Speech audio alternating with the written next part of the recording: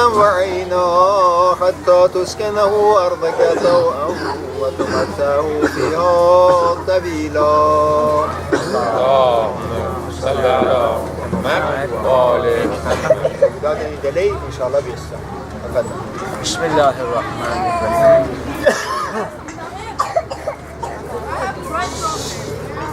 الحمد لله رب العالمين، الصلاة والسلام على أشرف الأنبياء والمرسلين رحمة للعالمين أبي القاسم محمد صلى الله عليه وسلم. اللهم صل على محمد وآل محمد وأهل بيته الطيبين الطاهرين المعصومين.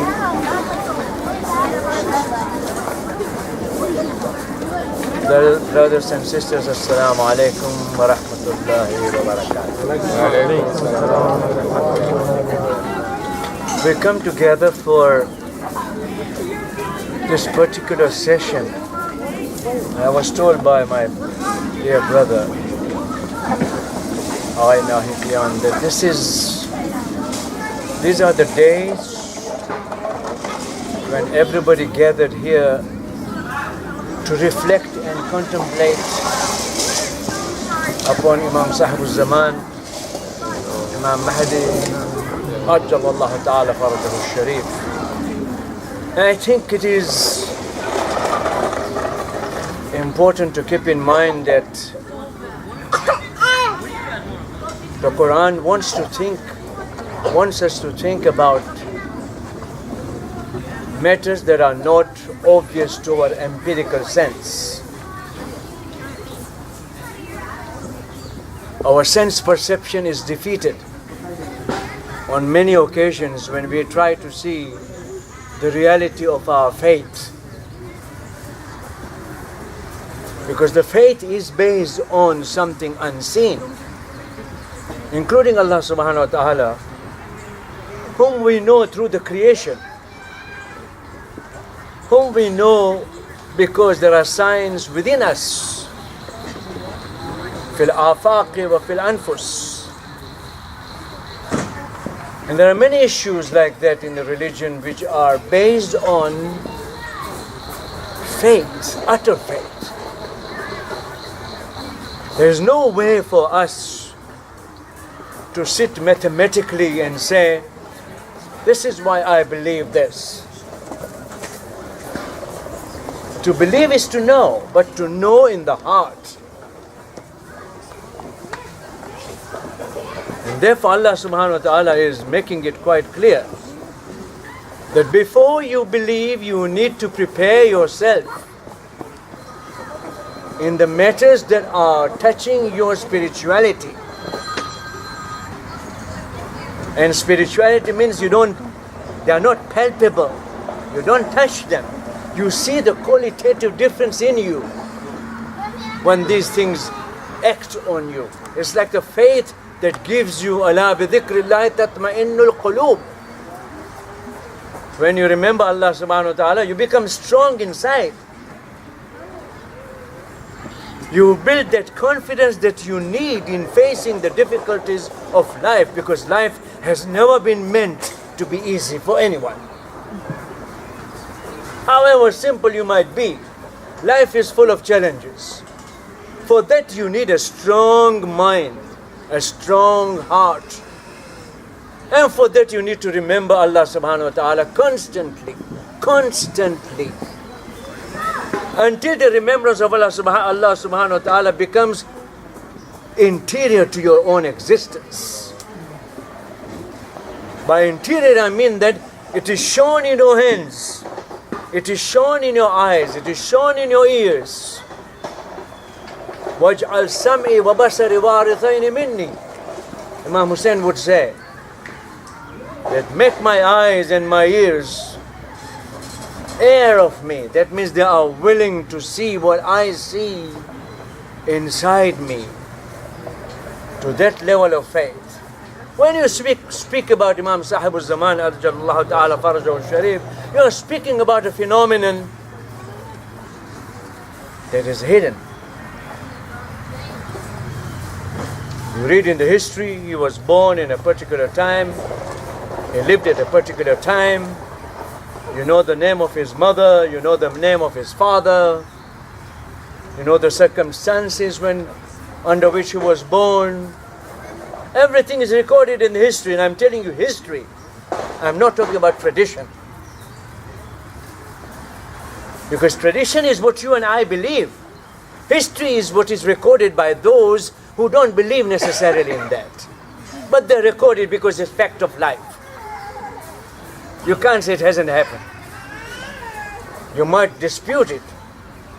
But that's the matter of your own understanding of what history is all about.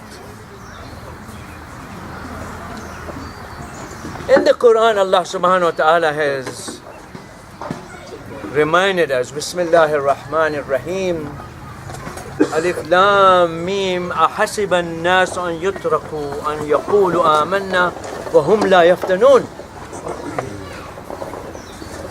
Do people think when they declare that they believe they will be left alone and will not be tested by God? We all claim, I claim I'm a mu'min, I believe, you claim you're a mu'min, you believe. And we all believe, of course we do believe. But in order for our belief to become strong and sturdy, it needs to be tested. Fatana is to go through the trial, to be put in the X's, to be ground in it, and you come out successful at the end of the journey. This is what we call fitnatul iman. Your iman is tested. God will not leave you alone by simply making a claim. He will test you.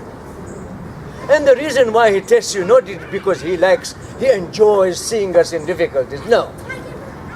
It is to make us stronger. But once you come out of that testing, you are strong. You are about to, embark on the large energy projects. Greater tasks in life require greater energy. Do we agree? You can't take a mission and not prepare for it. You say, I'm going to be the father of 7 children. Yeah, we better be prepared for 7 children. It's not a joke. That means you will sacrifice your life caring for those 7, and God will help you out. But He gives you the energy, and that energy is conditional upon my strengthening my inner self. You want to climb mountain? You go through the exercises, you run, you jog, you do all kinds of things so that you can climb the mountain, you can climb the tree. If you don't practice, you can't climb the tree. This is what the mountain of faith requires you.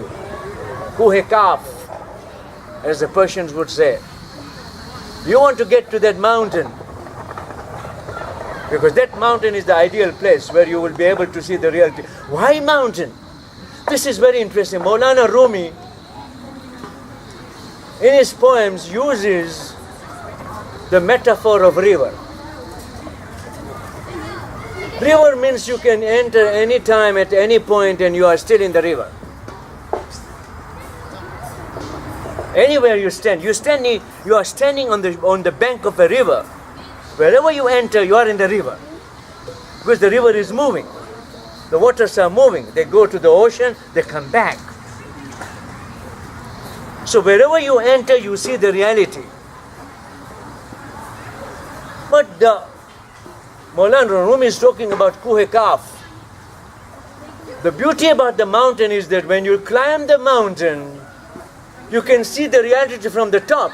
Imagine you are on the top of the tree and you are able to have the vision, complete vision of this area. You are standing here, you only have a partial vision. Allah subhanahu wa ta'ala wants you to get to the top, so that you have a perspectival vision. You can see everything. You can see your place. You can see the place of your friend, your children, your husband, your wife. Everything. For that, you need a lot of energy. This energy is known as jihad fi sabilillah. Where does it come from? You think you can get the energy like that? It is not given freely. الَّذِينَ جَاهَدُوا فِينَا. The same surah, Surah Al-Ankabut. الَّذِينَ جَاهَدُوا فِينَا لَنَهْدِيَنَّهُمْ سُبُلَنَا. Those who struggle in our path. What is the struggle of path? Allah's path. What do you struggle? I love my God. I love my Allah. I pray to Him. I want to see Him. The way I worship Him, I want to see Him like my Imam Ali has told me, How can I worship someone I don't see? I want to see Him. In order to see Allah subhanahu wa ta'ala, you need to purify your heart. This is idrak. This is the idrak of internal. You can see Allah subhanahu wa ta'ala. Not with these eyes, but with basira, the inner eyes. Those inner eyes require energy from you. The energy comes with taqwa. Ya ayyuhalladhina amanu taqullah haqqa tuqati. All the time Allah subhanahu wa ta'ala is harping on the same message. Ittaqullah, ittaqullah. That means gather your energy. Become strong internally. When you become strong internally, nobody can touch you, nobody can push you around. You are your own master. Because you have that energy in you. When you believe in Imam Sahib al-Zaman alayhi salam, I'm coming to my topic, because we don't have much time before Maghrib. Imam Sahib al-Zaman alayhi salam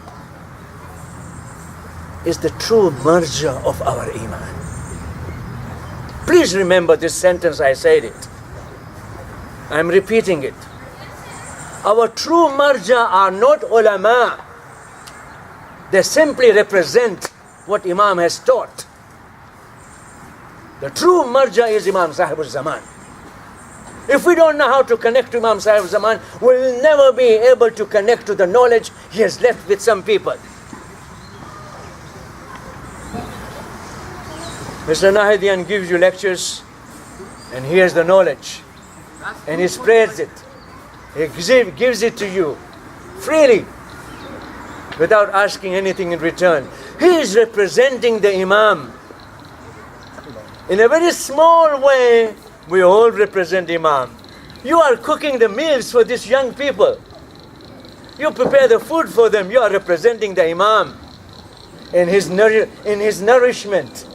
Because when you believe in them, they nourish you, they nurture you, they feed you spiritually. Look at the way I'm moving.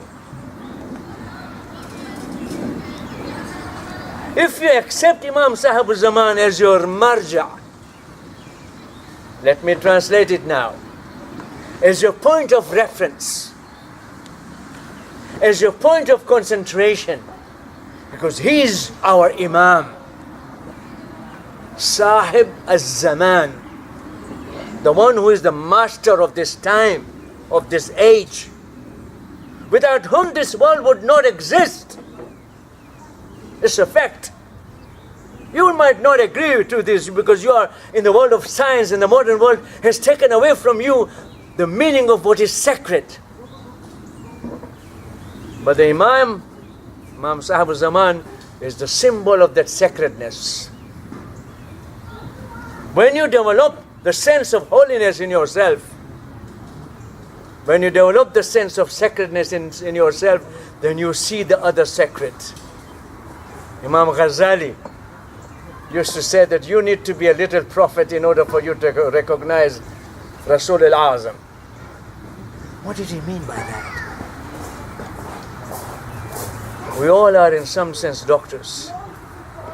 We all know that when we get a headache, we need to put our head down and rest for a while so that the headache will go away.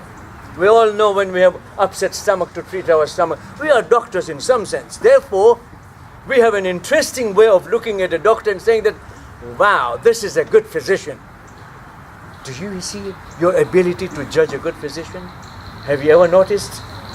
And you are not even a physician. And yet you know that this is a good physician, this is a lousy physician, this is a good nurse, this is a lousy nurse, because you have the ability inside you.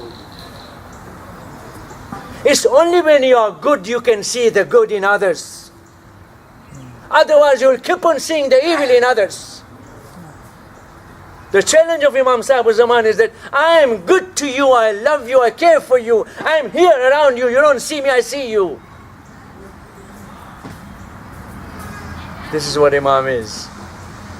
He's here. Maybe next to this chair. Maybe here, standing, looking at us. Because he prays for us. You know how much our Imam loves us? You know how much he loves us?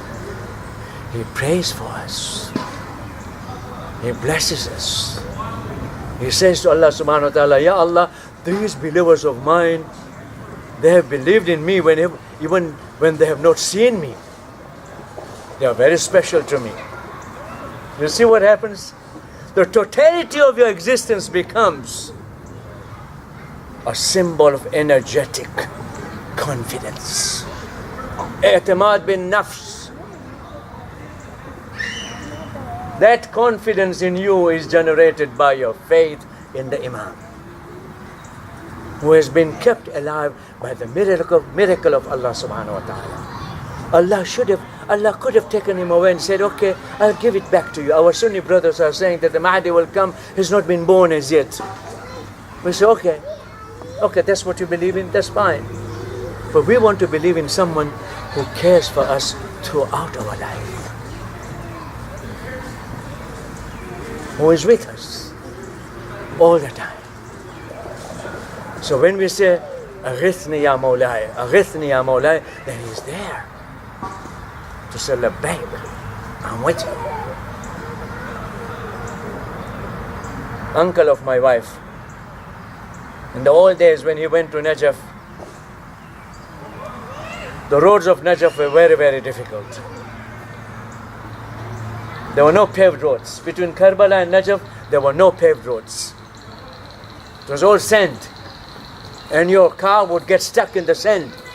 And once it got stuck in the sand, you don't know when you can get to your destination. By the way, the road between Karbala and Najaf is not more than an hour today.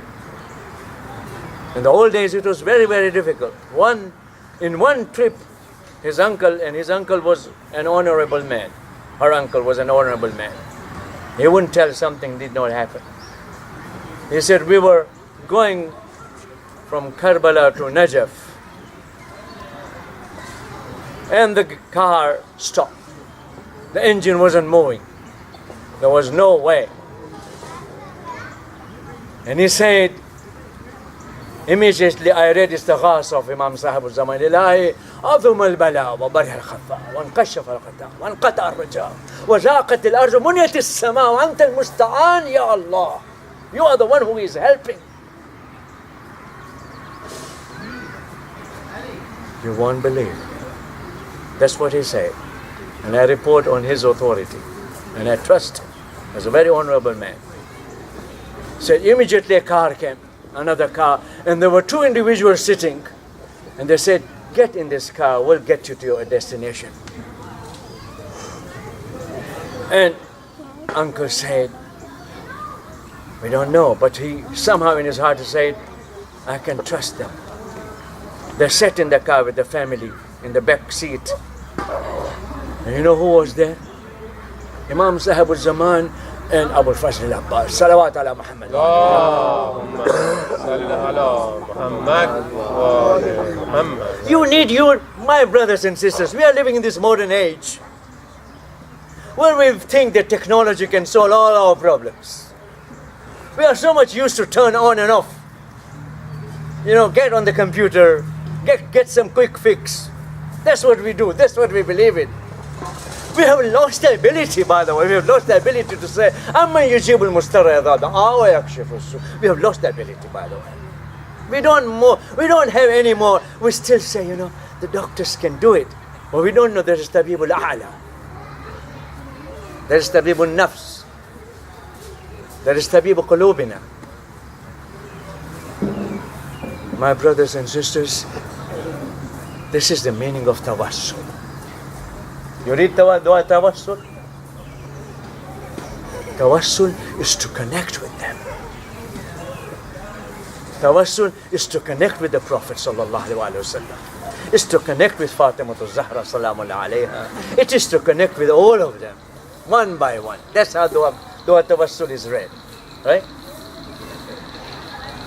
You think Allah subhanahu wa ta'ala doesn't know what we need? Haven't you heard philosophers telling you, you don't have to pray. You'll get what you are working for. You don't have to pray. And Allah subhanahu wa ta'ala says that the only mustajib lakum, the only one who doesn't believe in me would not ask me.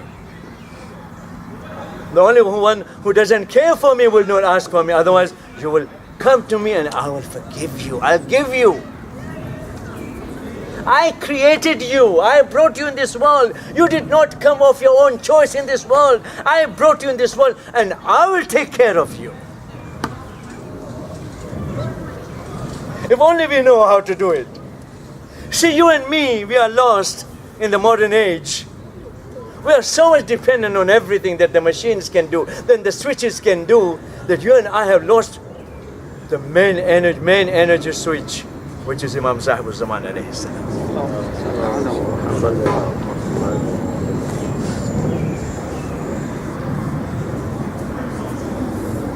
Najul Balagha.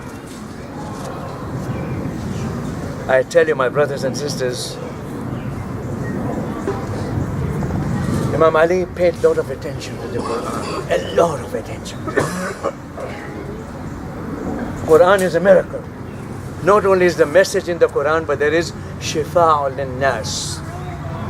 There is healing in the Quran. Believe me or not, if you don't know any dua, just open the Quran from any page and start reading, and your heart settles down. Your anxiety disappears. This is the power of the Quran.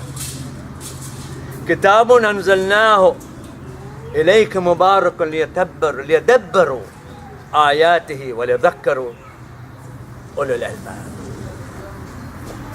This is the ayat of the Quran that Imam Ali is quoting, saying, this is how the Quran came. Ulul Albab. People who think. We don't have to be blind followers. We need to think. The strength of our faith is to think. Allah subhanahu wa ta'ala has given one of the most important blessings is the aql. And that's why our goal is to search for. I come to that state, to that term that I use in that speech, cognitive spirituality.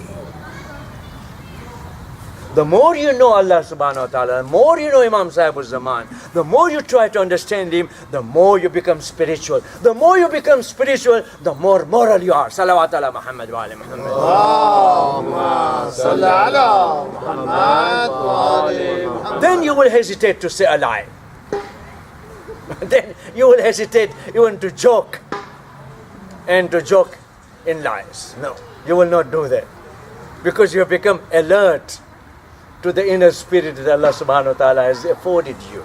From the time Allah created you, for أَلْهَمَهَا فُجُورَهَا وَتَقْوَاهَا قَدْ أَفْلَحَ مَنْ زَكَّاهُ قَدْ خَابَ مَنْ دَسَّاهَا. Allah subhanahu wa ta'ala, from the time He created us, He gave us that spirit. He gave us the ability to cognize, to know.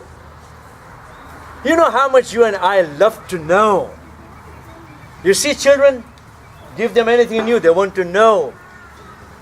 Knowing is Allah's gift.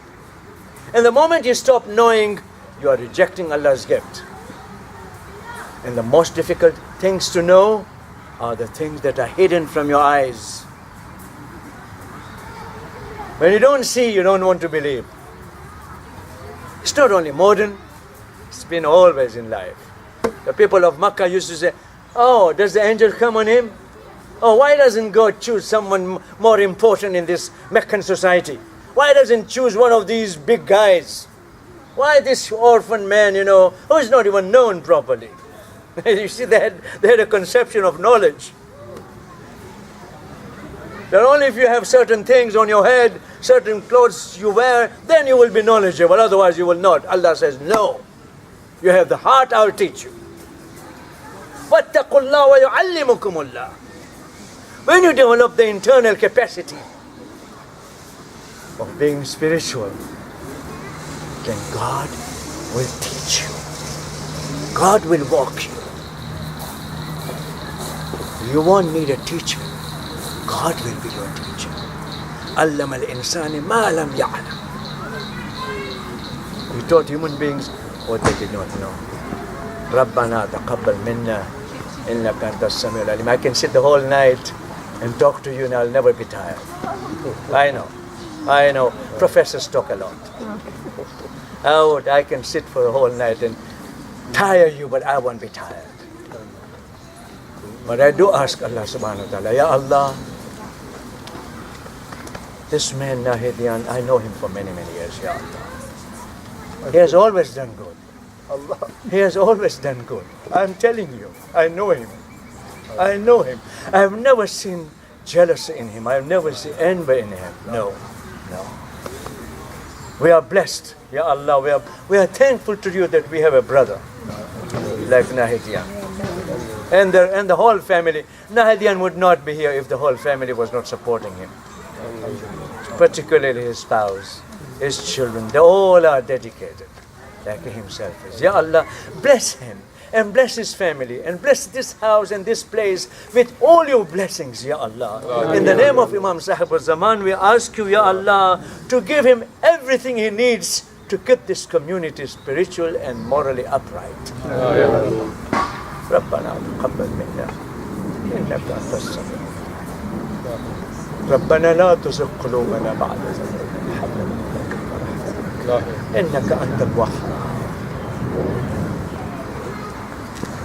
اللهم صل على محمد وآل محمد. Ya Allah, don't question me what he said.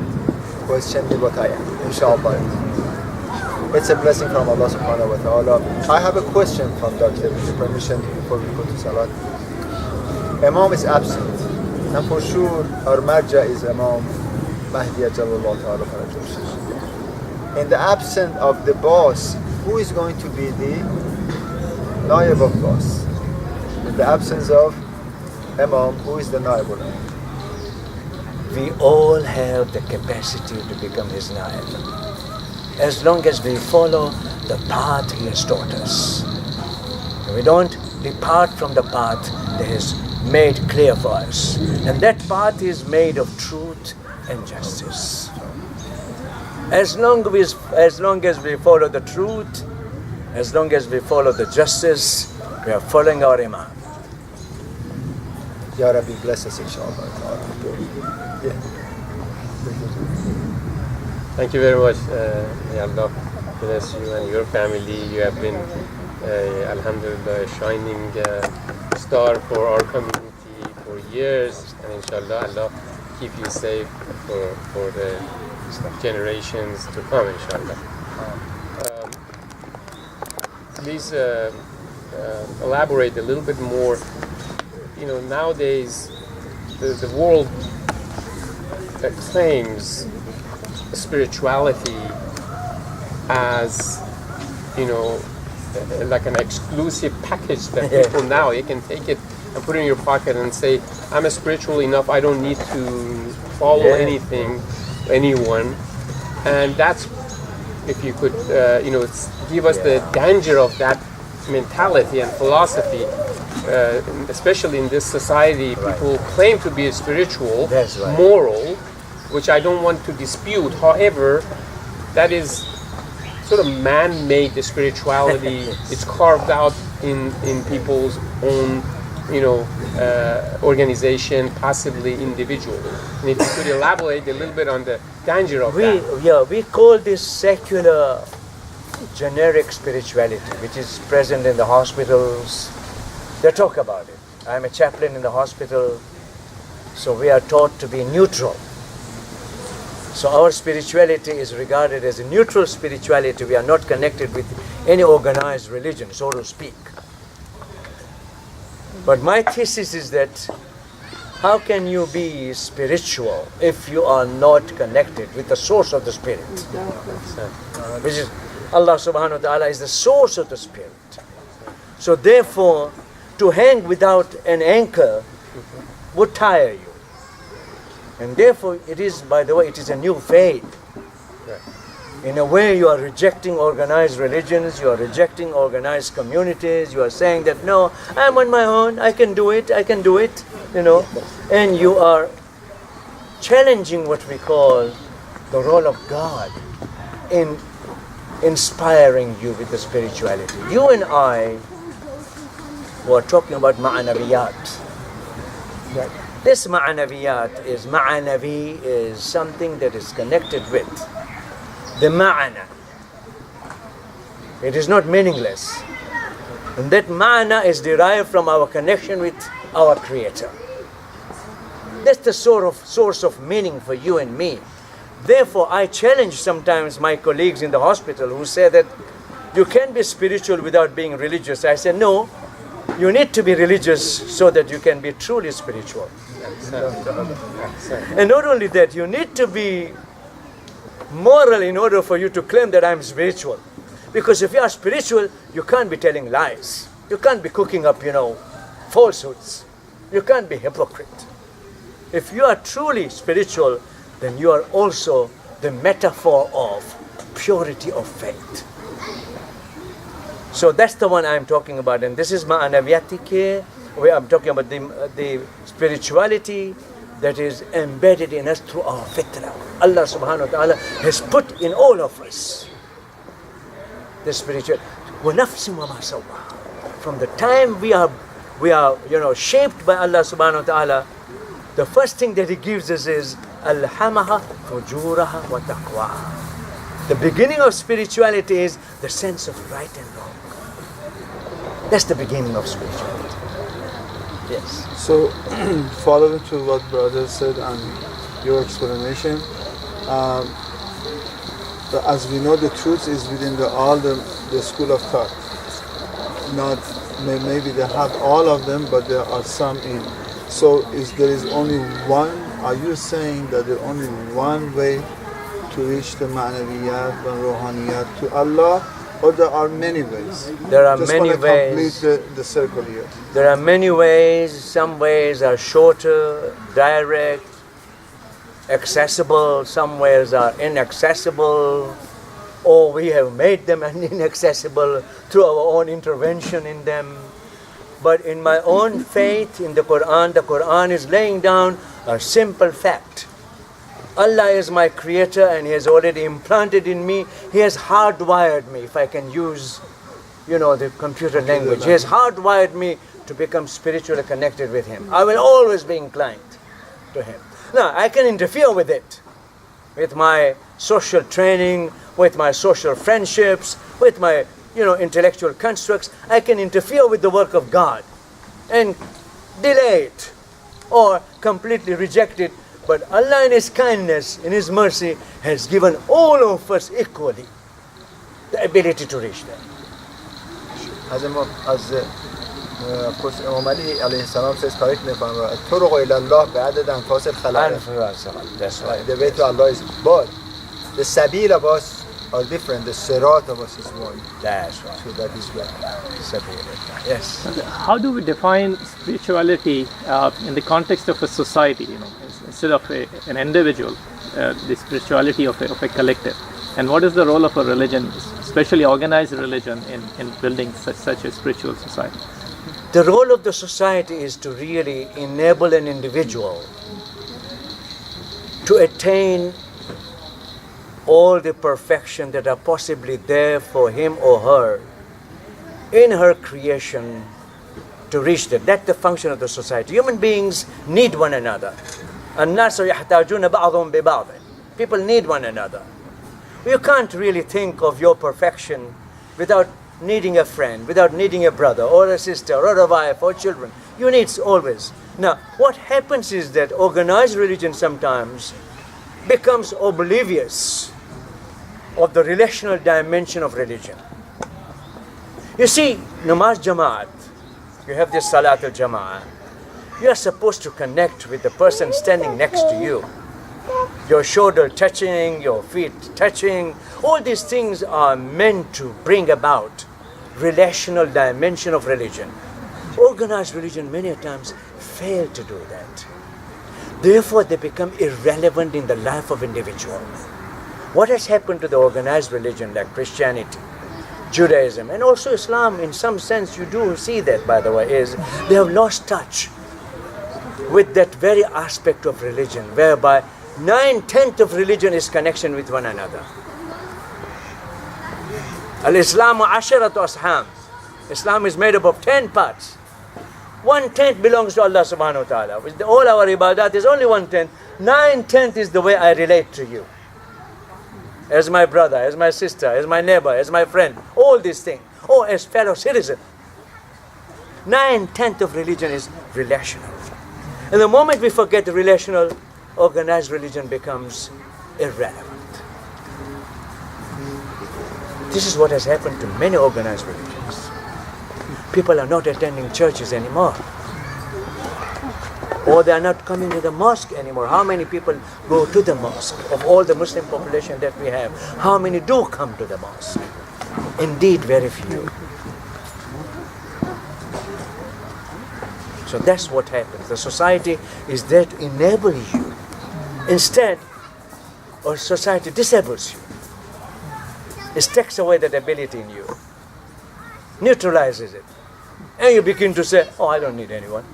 Haven't you seen our young people telling us, I don't need anyone, I'm on my, this is my life, I'll manage it. You hear it all the time. My heart is That's right. Sister Somaya. Brother, I was participating in a workshop recently where they broke into round table, and one of the questions assigned to discuss was about spirituality. And we felt like we were discussing it, and then a moderator came around and said, well, what's your definition of spirituality? And we didn't have one. Yeah. Everything that we gave to him, he shot it down and said, no, you're describing what you do, but what actually is it? Would you like to touch that a little bit? Spirituality, if the word spirituality can be used as a beginning point, it is something that is satisfactory to our spirit the way it is, connecting our body in a fusion of the meaning that we are seeking. Now, if you use the Arabic word ma'anavi or ruhani, ruh and ma'anavi budan, if we use that in that sense, it is something that gives you meaning. Spirituality then is cognitive.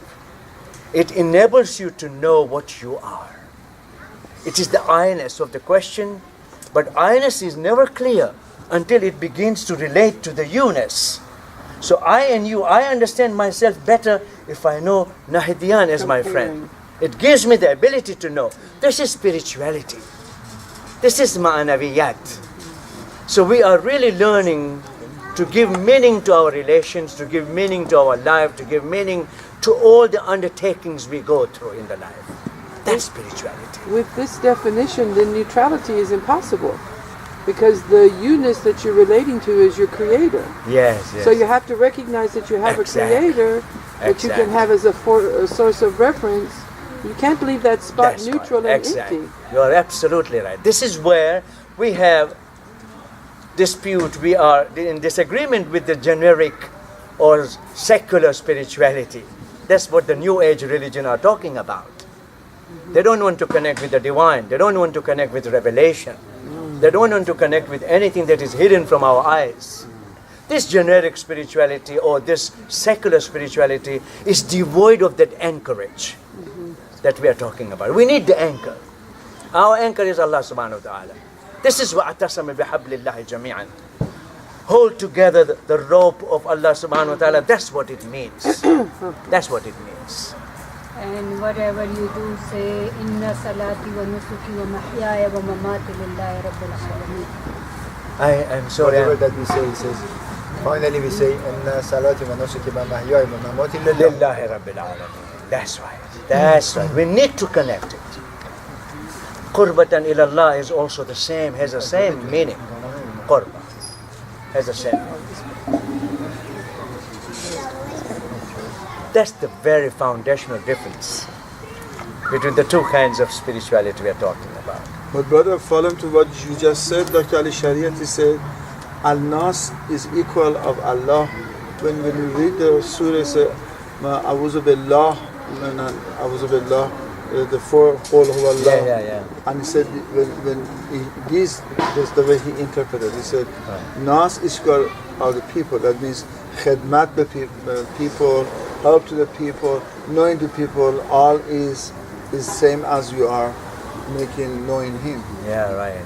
I think what I remember, I might be, my memory must be rusty at this time when I remember Dr. Shariat's statement was that whenever the Quran talks about the rights of Allah subhanahu wa ta'ala, it means these are the rights of the people.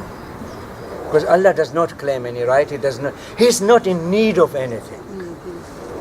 وَلِلَّهِ الْحَجُّ الْبَيْتِ وَلِلَّهِ الْحَجُّ الْبَيْتِ means it belongs to Allah, but it also means that it belongs to the people.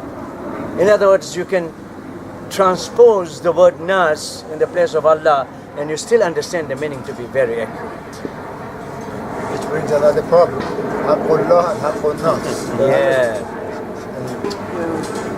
So, may Allah inshallah be pleased with you always. You're always in our heart. Not because you told me. I don't think I will ever forget you. I don't think I will ever forget you. So you're always with me. You're always with me.